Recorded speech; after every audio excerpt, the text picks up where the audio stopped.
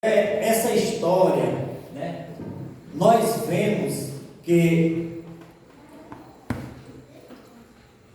Abraão e Sara são o casal da promessa, né? Quem conhece a história de Gênesis desde o início, né? Deus tinha a promessa para esse casal, a promessa de um filho, né? E no versículo 12, né, desse mesmo livro de Gênesis, Deus prometeu a Abraão que faria dele uma grande nação, né? Se eu não me engano, lá no versículo 2, né? E já lá no versículo 15, no capítulo 15, no versículo 3, quando Abraão, né, fala para o Senhor ou questiona o Senhor, né, dependendo da forma, né, se seria um servo dele que seria, né, o seu herdeiro, digamos aqui mais popularmente, né, e o Senhor fala para Abraão, né, que o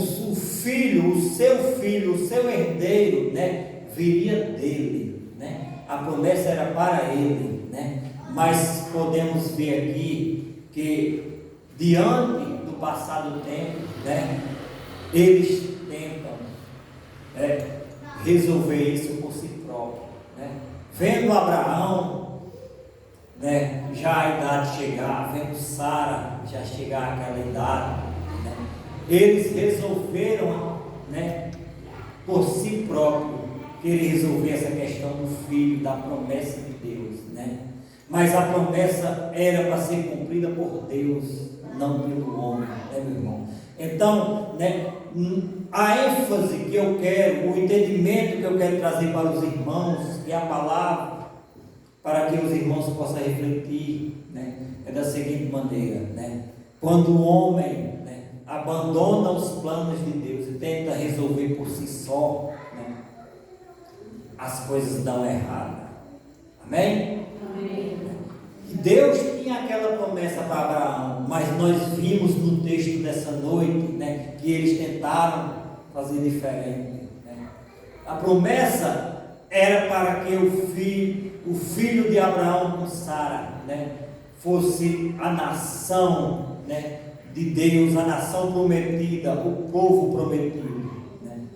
Mas Abraão, né, diante dos seus medos, que a gente é humano, às vezes a gente fraqueja, né? Às vezes quando a promessa não chega, às vezes as coisas estão difíceis, né?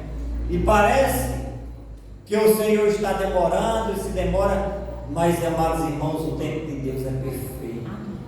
Não devemos ser sábios, devemos saber esperar, e não devemos, né, tomar a dianteira do que é de Deus, né?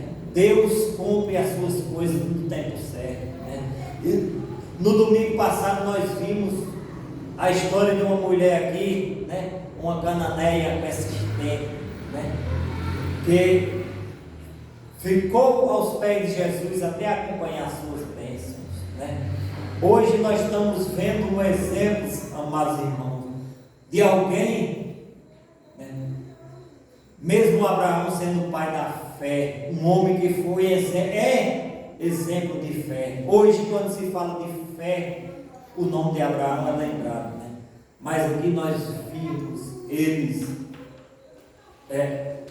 meio que perderam a paciência, ou, né, se sentiram ameaçados, né, pelo tempo, pela idade, e resolveram fazer as coisas por si só, e sabemos que não dá certo, né? E nasceu Ismael, né? E Deus disse, né, através do anjo, que Ismael, né, seria, né, ele disse aqui no versículo,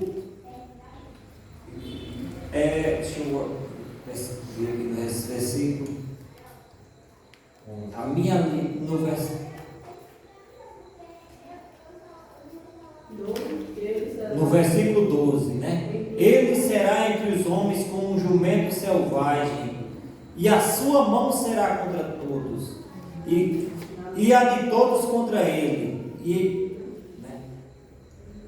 Deus já falou, né, logo quando Agar concebeu a Ismael, naquela fuga dela, Deus já falou, né, que ele seria um homem que teria a sua mão contra todos, né?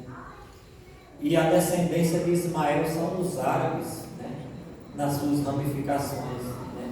E mesmo antes, né, dessas ramificações, os ismaelitas, né, fizeram contenda contra Israel, né? Algumas vezes junto com os midianitas, né, ali tiveram suas contendas, meus irmãos. Mas o que eu quero trazendo esse assunto não é me aprofundar muito nisso aqui, mas trazer o entendimento para os irmãos, que quando a gente quer resolver por si próprio, né, e abandona a promessa de Deus, né, está errado, né? Precisamos ter a consciência, né? Precisamos ter a paciência, precisamos ser como aquela mulher cananeia que não desiste, né? Pois a hora de Deus é perfeita, né? Quando Jesus não falou naquela hora, não significava que ele não estava ouvindo, ele estava. E quando às vezes não vemos o agir do Senhor demorar, não quer dizer que não vai se cumprir, né? Não tentamos, que saibamos esperar, meus irmãos, né? Pois o Senhor tem promessa para nós, né? E são promessas maravilhosas que só Ele, como Deus, pode cumprir, né? Não só promessa de prosperidade, né, nem de abundância, mas também promessa de vida eterna, né?